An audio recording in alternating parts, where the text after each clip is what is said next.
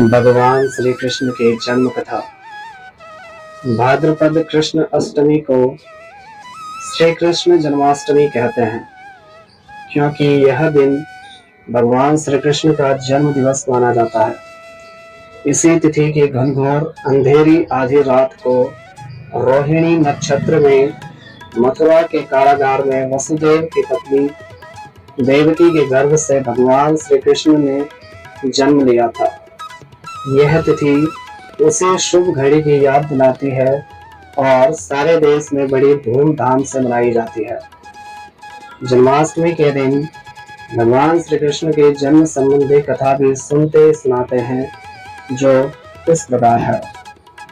द्वापर युग में भोजवंशी राजा उग्रसेन मथुरा में राज्य करता था।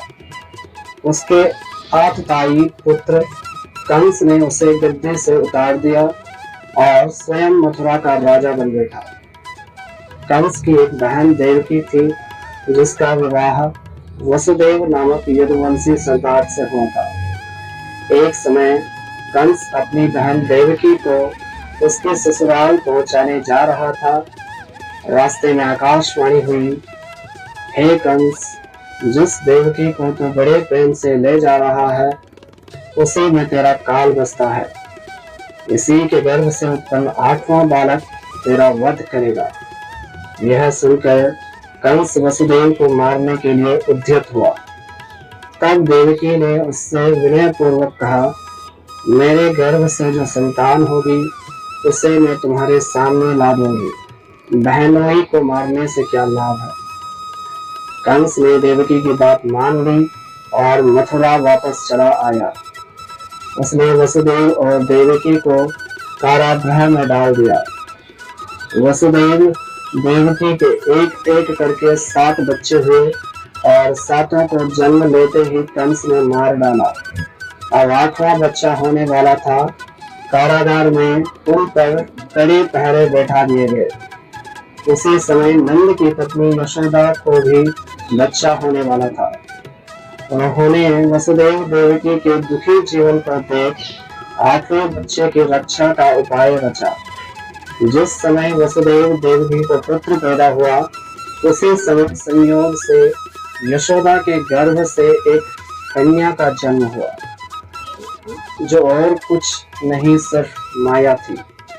जिस कोठरी में देवकी वसुदेव कैद थे, उसमें अचानक प्रकाश हुआ और उनके सामने शंख चक्र गदा धारण किए चतुर्भुज भगवान प्रकट हुए। दोनों भगवान के चरणों में गिर पड़े।